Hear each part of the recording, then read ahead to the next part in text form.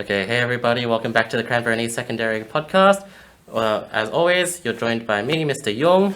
Yo, it's Mr. L. And a special guest. Hi folks, it's Mr. Leslie. Another Mr. L. Hey! Lots of L's. Yes, but at least his surname you can pronounce easily.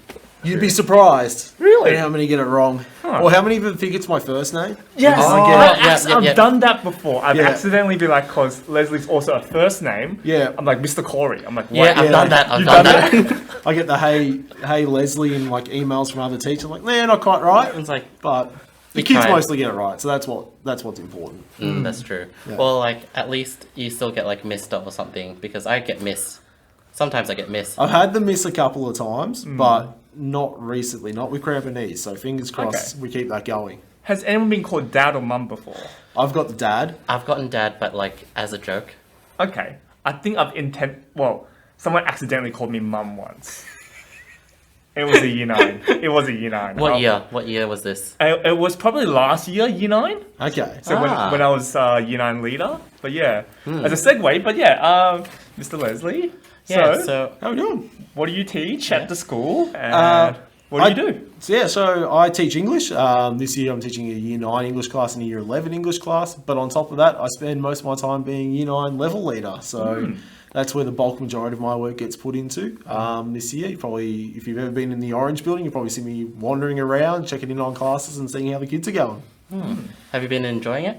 Absolutely, it's a job that I really love. I love all the aspects of teaching, but I really do enjoy being a year level leader. I enjoy working with kids on a different level. So, you know, you have your classroom relationships, which I think are really good and really important. You can have some great ones, but working with kids as a year level leader, you get to know them on a whole different level, Yeah. and you get to know families on a whole different level, and it just gives you even a deeper appreciation for some of the amazing young kids that we've got at this school. So, no, I really, really enjoy it.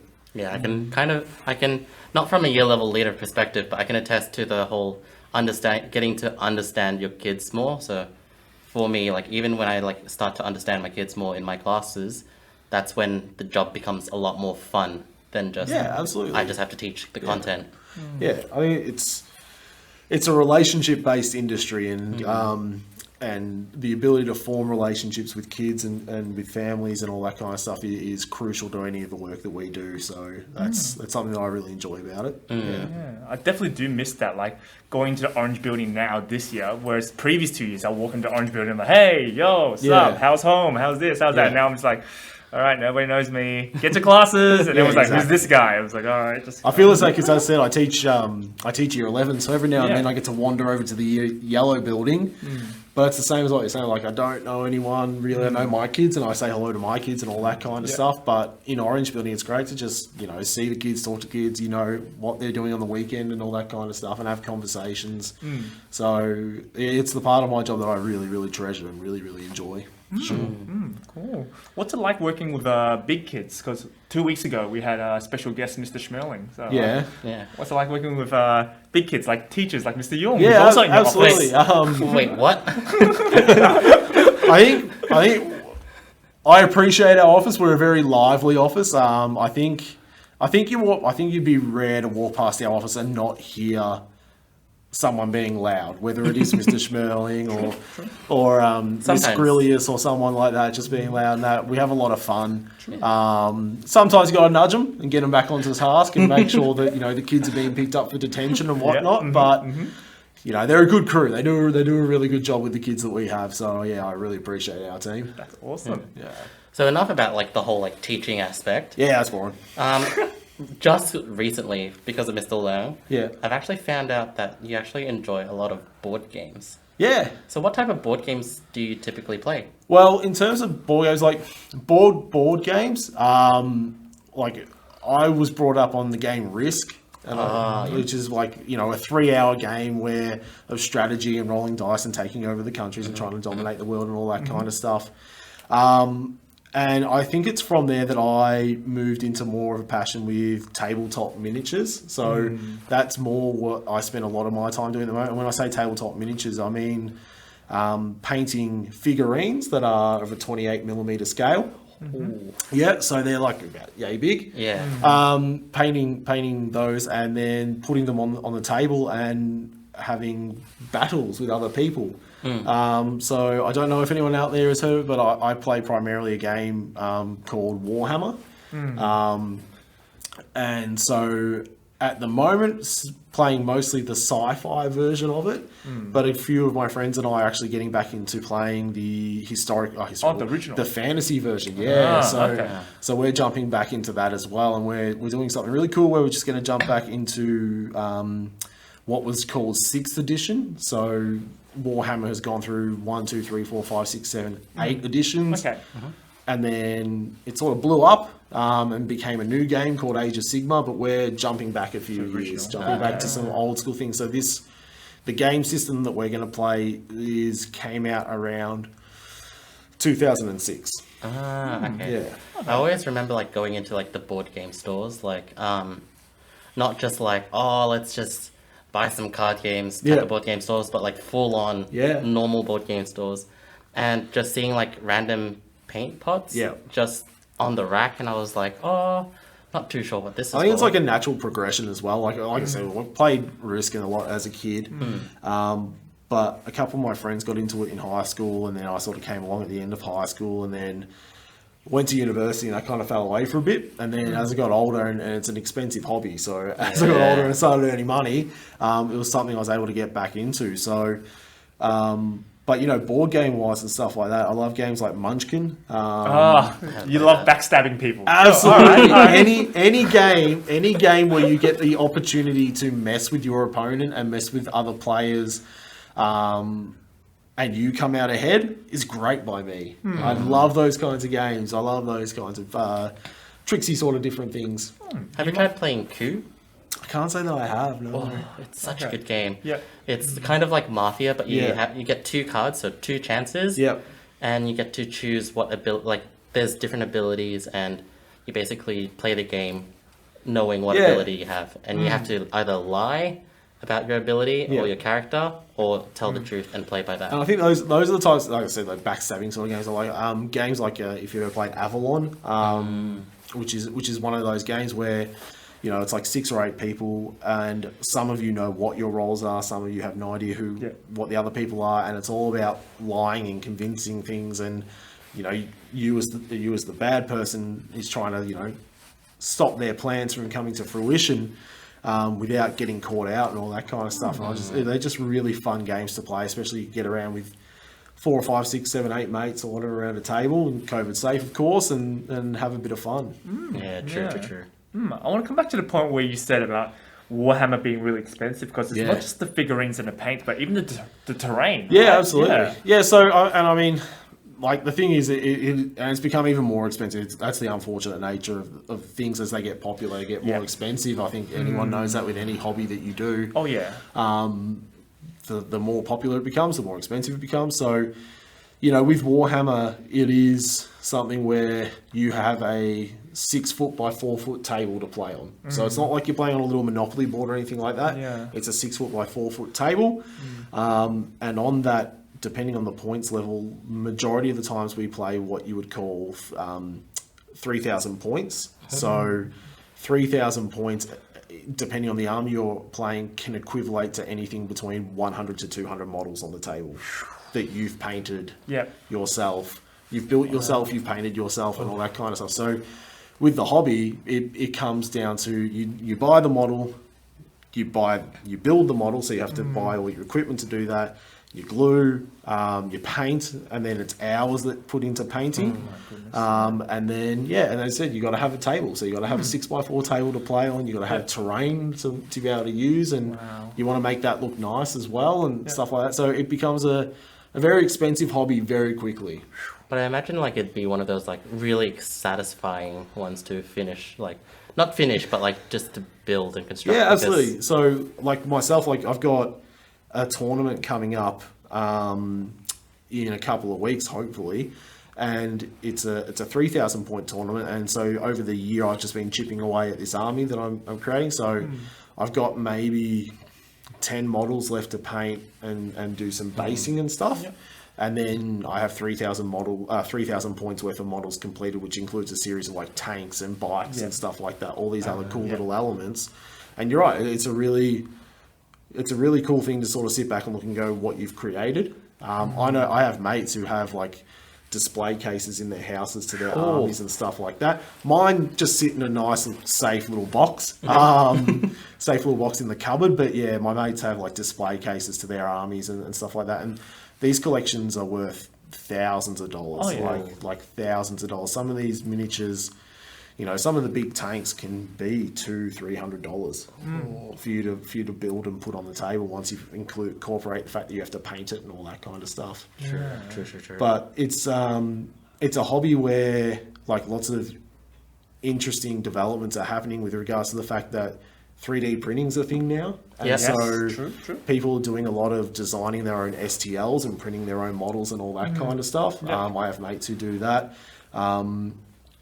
And it even progressing with regards to paint, like there are a whole lot of people coming into the world of airbrushing. And so where I would sit there and paint with a little 2mm brush to get detail and stuff like that, you've got guys who are using airbrushes and whatnot to paint their models. It's to see some of the things that these people can churn out with, like paint this little plastic model, all that kind of stuff. Like the quality and what they can do is fascinating, to be honest. Yeah, I've never been good at visual art, so painting's never been my thing. But that's why, like, I remember playing Warhammer probably only like once or twice, but with the figurines just being great, like the plain basic grey, and absolutely. So I think that's how a lot of people start.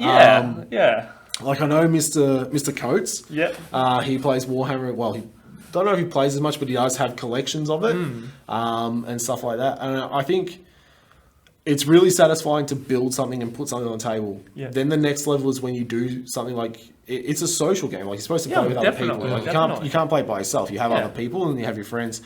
And so things like the tournament that we're supposed to be going to in Geelong in a couple of weeks' time, hopefully. There's going to be 60 people there all playing. They've all brought their own armies. You get to play against 5 other people, see their armies and all that kind of stuff. And it comes down to a bit of like, kind of a bit of want to have a bit of pride in yourself. And put down something that looks good for your opponent to look at and go, that looks cool. And I appreciate 100%. That. But I'm the same as you. Like in my mind, I can visualize things like in such crisp detail and like what I want to do and all this kind of stuff. My ability to pull it off is a non-factor, but there are guys who do insane levels of details and stuff like that I perhaps share some pictures of that. But like one of my friends will literally all the models that we use. All the units that we use have models, but he will scratch build his own models. So he'll sit there and model things out of what we call green stuff, which is epoxy, and model it all and get bits from other pieces and 3D print pieces and start mashing it all together to build something that is his vision of what the army looks like. And it's a fascinating process and time consuming as well. But for sure, like you said, like anything, once you get it done and stuff like that, it's just that sort of sense of pride and passion in what you do. And part of it's just being a hobby as well, so it's like it's the enjoyment factor of doing it. Like it's nice to have something, and I think that's one of the things. I think it's something that I came to later, especially having a hobby. Like when I was younger, I played sports and all that kind of stuff, but having something to do for downtime that's not doing your work, that's time for you to just be yourself and do your own thing. I think it's really important. I think that's something like kids probably struggle with these days, is that there's just a need or feeling to always have to be connected, whether it's phone, messaging, social media, or stuff like that. And it's getting to the point where you understand that sometimes it's okay to spend an hour by yourself, painting, drawing, writing a story, doing something for you that you find pleasurable. And for me, it's sitting at home and painting little 28mm men, which when you say it that way sounds a bit weird, but it's something that's enjoyable to me. And I think you make it social. Like me and my friends, we haven't been able to do like a normal catch up hobby night. Like I know you've been struggling that with like your games and that, especially because the legacy games. That's why.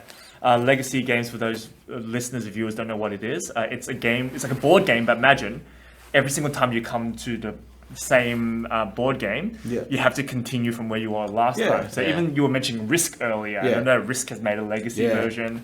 I just finished Betrayal Legacy after 2 years of playing it because of COVID. But yeah, it takes so much time to just get everyone together and to play. I think that's the thing that COVID and that made me realise, particularly last year, and it was a conscious effort that I made to get more involved in more time with my friends doing these things. Like I'm a dad, I have a young daughter and all that kind of stuff. I have a job, obviously. There's lots of things that take up my time, and it was very easy at times to go, oh, I just can't be bothered driving over there to play this game, or I can't be bothered, jumping on, talking to the guys and stuff like that because I'm just knackered. But I think COVID especially, like spending 8 months at home over the course of last year and then whatever we've done this year, has made me realise that it's something to really make an effort with. And so that's what we've been doing, is we've just been, every Wednesday night we'll do a Discord catch up and that, and we'll sit there and we'll all be painting, but we'll all just be talking as we're doing it, talking about what we're doing, talking about our days, talking about random stuff, all that kind of thing, just talking about stuff. And we're painting and we're just, it's not, 100% the same thing, but it's better than nothing. And I think that's... for sure. I think it's something that made us realise, and that's why we're trying and hoping that this tournament goes ahead so we get to catch up. Because I think for us, it's not so much whether we go and we win games and stuff like that, but it's being social and playing with people and meeting people. Like I've made friends from these tournaments and stuff that live in Tasmania and New South Wales and stuff like that, who come across to Victoria, they play the games, and then we're, Facebook buddies and all that kind of stuff, and we chat and we talk and share ideas and all that kind of stuff. So, Yeah, I mean, I guess for me, the only similar comparison I have to that would be the Magic community with the trading card game Magic the Gathering, where it's similar, where you need to think about how do you want to play particular combinations or backstabbing as well, all these things, but then you also have a limit as well. So instead of like a 3,000 point limit, we have a 100 card limit, for example, and then within those 100 cards, what am I going to do? How am I going to also express myself? Because in Magic there's 5 different colors, just like how there's different races and different strategies and combinations in Warhammer, where Magic, there's 5 different colors, and then each of the colors represent a different play style. Like reds being extremely aggressive, greens being like giant monsters, blues extremely tricky, like with their spells. So it's also that community feel as well, which is really great. Like having those tournaments. We used to have Friday Night Magic, so it's a pretty common thing that game stores used to run. But game stores, due to COVID, are just dying out, which is unfortunate. Absolutely. So I think during COVID, I luckily at least was able to transfer that to an online version. At least we could still play with our cameras facing down and still play each other. That was still good. And there are versions of that. There's a you can find it on Steam as a thing called Tabletop Simulator, and you can use that to play. I played other games. Right. Yep. So there are Warhammer ports for that you can play Warhammer and stuff on like that. It's difficult once you to get started and stuff like that, but it's something that even but it's like it's even things like Warhammer is such a big IP now that they have video games and stuff like that. So we do things like we fire up Steam and we'll have Discord running and we'll be talking to each other while we're playing a game together. Whether it's the strategy-based game or first-person shooting game version of Warhammer. And all those other kinds of things. But, there's just a plethora of way to keep in touch with people. I think that's what it is. It's the social stuff that's that really drives those communities and pushes it forward. At the end of the day, it kind of feels like you just have to find a new way to engage in that social aspect. Yeah, absolutely. And like anything, there are Facebook chats. Like there's a Victorian, what I play 30K, which is the historical version of the sci-fi setting of Warhammer. 40K? Yeah, 40K. That's the one I know about. Yeah, so there's 40K and 30K is obviously prior to that, which is the one that we play. But there's a Victorian Facebook group that's about 1,000 people strong, and people post their pictures and ask comments and stuff like that. But I think, and half the fun, like you spoke about with the deck building, that's probably half the fun, because like the building of a list, it's not just I like this tank, I like this, and I'm going to take, and it all works. It doesn't, because you have to build within the points that you have, but also like the force organization that you have. So you take a leader, you can take some sub-leaders, then you have troops, then you have like heavy support for tanks and bikes and fast attack and all these things. But you've got to balance it all out into a working army. Exactly. Yeah. But there's also armies that have limitations. So there's a whole heap of things that go into it. It's like putting together a puzzle type thing and then seeing how it goes. Yeah, I think my closest interaction with Warhammer would have been the video game, the real-time strategy one. But that was, what was that called again? You had the Space Marines, you had the Necrons, the Tau, but I forgot which one that one was called. Dawn of War. That's the one that I played. Yeah, Dawn of War is one that we still play a lot because it is. A lot of those real-time strategy games don't age particularly badly. Yeah, I agree. My mates still run Age of Empires 2 tournaments. I absolutely love Age of Empires 2. So good. And I remember playing that in high school. Yeah. The William Wallace campaign. That was so much fun. Yeah. Age of Empires is great. The one that I'm into at the moment is the Total War series. So again, it's the same thing. It's like Warhammer, but on the computer now. But there is a Warhammer variety of Total War. Is there? Yeah. Oh, because the only one I've played is the Napoleon one. The Napoleon one's good. I enjoy that. Yeah. I know there was a Shogun one, but I didn't think I played that one. Yeah, there's 2 Shoguns. There's 2 Romes. That's Rome. Yep. Mm-hmm. There's 2 medieval ones. But yeah, the Warhammer one has actually taken off really, really big and really massively. So that's one that I've definitely sunk hundreds of hours into on Steam at this point in time. Yeah. Did you used to play any real-time strategy games like Red Alert I used to play Dota and League. They're they're real-time strategy but different. So you mean a Warcraft? Yeah. So Warcraft would be real-time strategy, but Dota wouldn't be real-time strategy. I used to play StarCraft. do we would be. consider like Civilization? Oh yes. Age of Mythology. Age of Mythology. That counts.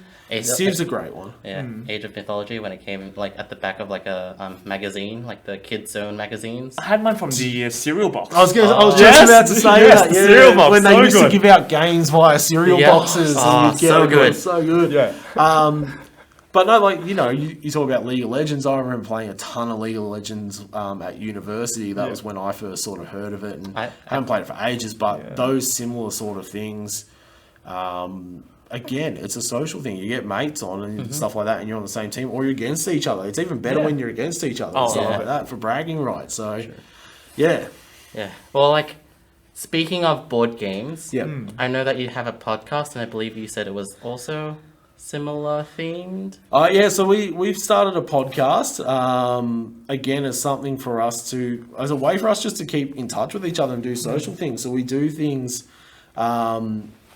We do things where we talk about our Warhammer experiences. So our main thread at the moment that we've done a couple of podcasts on is getting prepared for this tournament that we're in. So we've just spoken about, we've talked about the different lists that people take, because my mate's actually running it. So he's what we call an EO, an event organizer. And so we as a group sort of went through all the different lists that people are talking about and just sort of talked about them and not rated them, because we don't do that kind of thing, but we just talk about what people are doing and what they're thinking about, and then we talked about the different missions that we're going to do. I think tonight we're actually recording. We're doing one where we look at we're going to have a bit of fun and do what we call a draft, and so we each get assigned a different army, and then we, like a football draft, we go through the book and we start drafting different units, and then we go and we have to build a list, like not physically, but just a bit of a challenge for us to see what we can come up with, and then we share it and all that kind of stuff and see where we go. So yeah, it's a bit of fun, and really enjoy it. We've done them a few times. A couple of mates, we've had a few different podcasts back in the day for different game systems that we've played, like Malifaux, and what was that one? And just a general one. So we just have general hobby chats and stuff like that. So we do have a podcast. Like, there is a content warning for it, because we are 6 grown men sitting around talking about little toys that we play with. So look, sometimes the occasional language slips and whatnot. But we find it fun and we enjoy it and that kind of thing. I think that's the main thing. Even doing something like you guys doing like this, it's getting to know people, it's getting to talk about people exactly. and that kind of stuff, and getting different insights into who these people are is really fun. Yeah. I think that's why, Mr. Young and I, we try to choose guests who have different hobbies, different interests every single week, so that we talk about different things. Like last week we had Mr. Porter talking about, his aviation simulations and drones, and then Schmerling was just literally the whole hour half an hour was talking about cereal. We literally talked about cereal the whole time, right? And so, that's why, it's good to have different people on where we talk about their interests. And I think it's good for our students to also see that, our teachers have these different interests, and that if they also have the similar or same interests, they can always talk to these teachers about it more as well. Yeah. I mean, I think it's what we went back to, like, right at the start of the podcast, is like, it's about knowing people and having relationships with people, and, who takes the time to sit down and talk to someone and say, hey, I play with 28mm figures and all that kind of stuff and that kind of thing. Like, I think we know our students better than our students know us, and sometimes that's, it's not a good thing. It's like, it should be nice for kids to know about us and know different things about us, and share those kinds of things, because you're right, you never know what the one child in that classroom might have an interest in the same as yours, and you strike information. Like, I know one of our Year 9s, Lincoln, he and I talk all the time because he has tropical fish, like the Nemo fish, so with corals and all that kind of stuff. And I used to be right into that. I sold my tank ages ago on that, but he and I will talk about the new fish that he's bought and the new corals that he's got and stuff like that. And it's just a connection that you would never have expected, but it's a really positive one where you get to talk to them about something other than school. Yeah, is exactly. Great. That's the whole point. Yeah, it's always nice having that little break.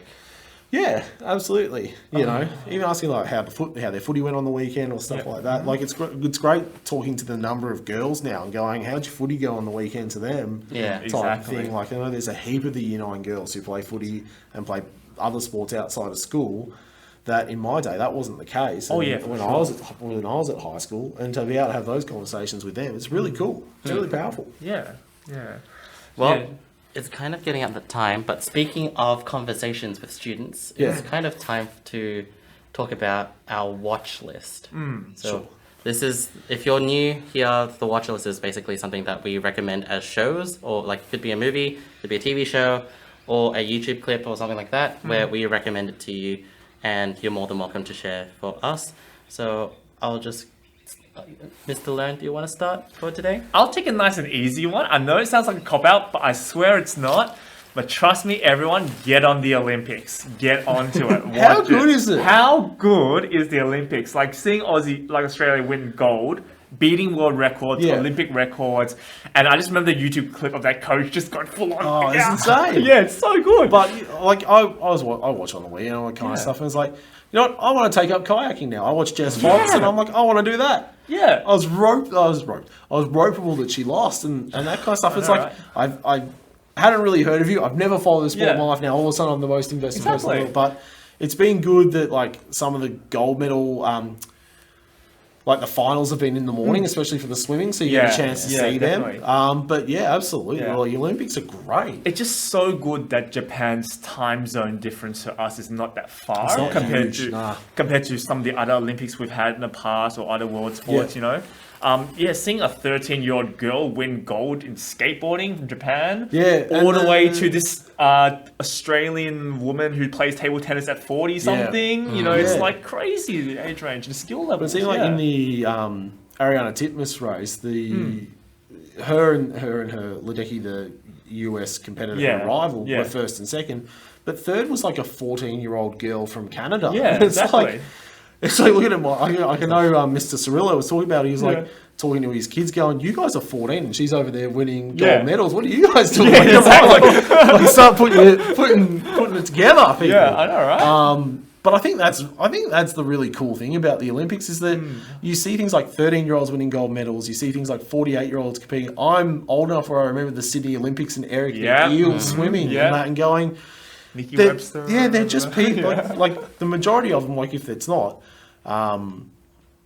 they're passion and they get paid for. Like the majority of some of them, like amateurs who are just always competing, always like that, and make their way through. Like to see that is just insane. And I think one of the best things about this Olympics in particular that I've noticed that hasn't been in any of the other Olympics is the more social media coverage in terms from the athlete's perspective. Like I'm always seeing, like I'm not on TikTok, and neither do I watch TikTok, but on Instagram I see like people who steal TikTok clips and they chuck it there of athletes like showing the Olympic Village, what their day is like, how they get to venues, their training regimes, and you just get to see the perspective of an athlete so much more than ever so before. And I think that's just so great to see. It's 5 years removed since the last Olympics. Exactly. That was what I was going to say. Like, it kind of feels like this Olympics has been like a more special or important Olympics, just because like all of our borders have been completely closed with the pandemic going on. But now like everyone's kind of gathered in one spot,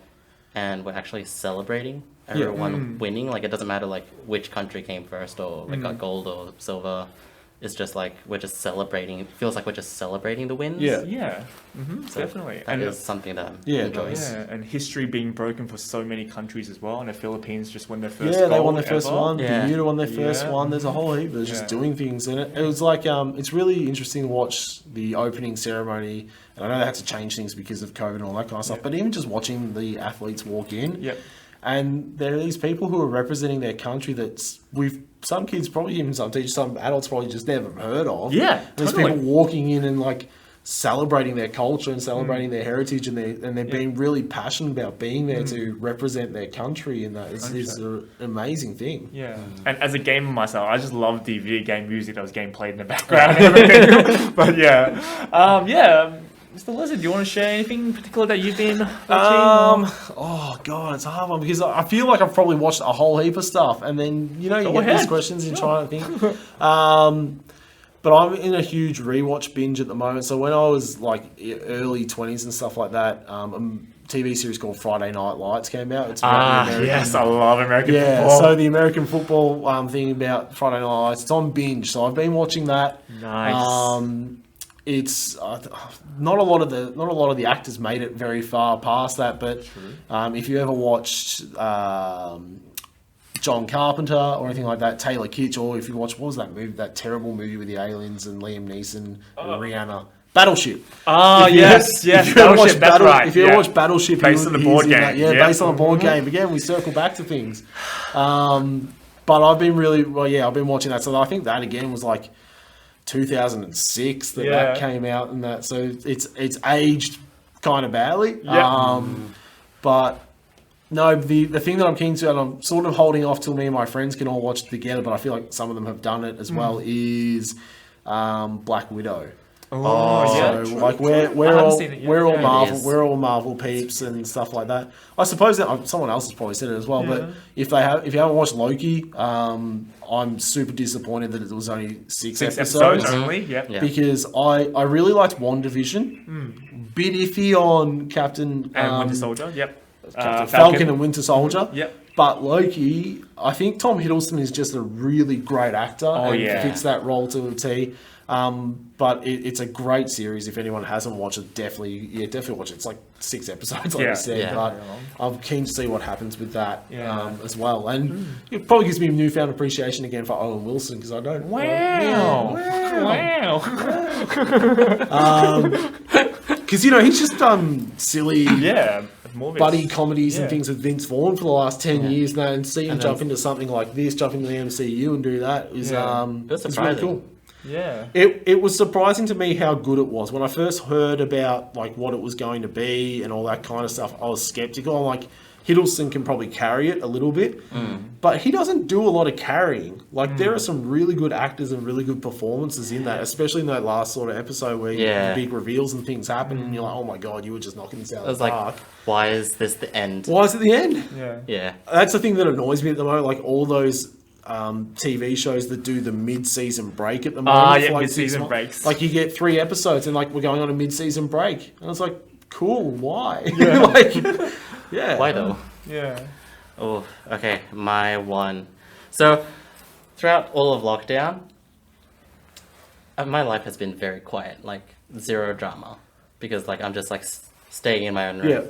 So what I've done is I've picked up a new Korean drama, which is filled of drama. That's what you want. And it's called Penthouse. Penthouse. So it's basically this whole society in Korea where the richest people live in this one skyscraper penthouse, and it's about like people who are learning to sing classical music, like be opera singers. They're actually trying to make their way in, and it just gets filled with drama. Like you'd be like, oh, she maybe did this that was like rude and like started drama, but like no, it's like full on intense drama, like to the point where I'm sitting there, it's like this might be a bit too much. So what happens to the poor people? You'll find out. Okay, I see. I'm picturing like what was that Matt Damon movie? Elysium? Oh, yeah, all Elysium, the rich yeah. people live in the ring in space, and all the poor people on the ground. on the That's ground. kind of what I imagine is going to happen Yeah, to these poor people. Or like what was that movie called? Like Alita or Battle Angel? Battle yeah. Angel. Yeah, like that kind of situation. It's kind of like that situation, but like less fighting and more singing. Okay. This is completely random. What did you think of Ready Player One? I never watched Okay. it. I didn't mind it on my first watching, Yeah. but it's been a while since I've rewatched Yeah. it, and I haven't read the books before. I heard it's quite different to the books. Yeah. And I know Ready Player 2 is meant to be coming out. I mean, it was just a lot of cameos, I guess. Yeah, there was a lot of pop culture fan Yeah. service there and that, and it was a bit Yeah, dry. in terms of essence-wise, it was quite predictable, honestly speaking. Yeah. Like, there was just like, oh my god, there's Godzilla. Oh my god, he's fighting a Gundam. Whoa, you never see Godzilla fighting a Gundam. Like, that was the main reason I watched I it. guess the thing, like Yeah. books to movies is always a struggle, Yeah. especially when you read the books. Like I read when it came out, I read Ender's Game, and Yeah. then saw Ender's Game the movie, Yeah. and that I'm like, Harrison that's not kind of Ford, what yeah. I thought this was going to be like. It captured some of the essence and Yeah. that. Same with like Aragon. Do you remember like? I heard the movies were really bad. And had There was to one. They discontinue only it. made Yeah, one. 'cause They only had to made the discontinue first it movie, and they because had it was that discontinued it. bad, But yeah. the books are phenomenal. That's what I heard. The books are a phenomenal Yeah. fantasy series. Well, that's basically Avatar: The Last Airbender yeah. by M. Night Shyamalan. Yeah. Or less said about the Dragon Ball Z movie, the better. Yeah. Well, that's why they better do a really good job with Dune, I swear. I mean, the cast already looks really good. The trailers look really Really good. good, so this- and please be good. I'm excited. Yeah. I'm holding my breath. Yeah. And It's like what I did. Like, have you seen the new Mortal Kombat movie? I heard I it's have not. okay If for you- a video game I mean, movie. that's the thing. You have to appreciate that this is a movie made on the basis of a video game that you just fight people in. Yeah, exactly. And as long as you embrace the You know what you're signing up for. Yeah, exactly. Yes. As long as you don't go into it expecting Shawshank Redemption or Citizen Yeah. Kane, you're fine. Yeah, that's what I It's heard. great fun. Yeah, especially the first 15 minutes, apparently, which is all on YouTube. Oh, The it's first fighting scene. so good. Yeah. The first opening part, it's like, wow, I hope that's the rest of the movie, and then it's not, and you're like, okay, I'm a bit disappointed, but we'll see how this goes. Who's this new character? Why do we Yeah. need him? Yeah, exactly. But oh well. Cool. So that's heaps of suggestions for you all to watch. Tons. Yeah.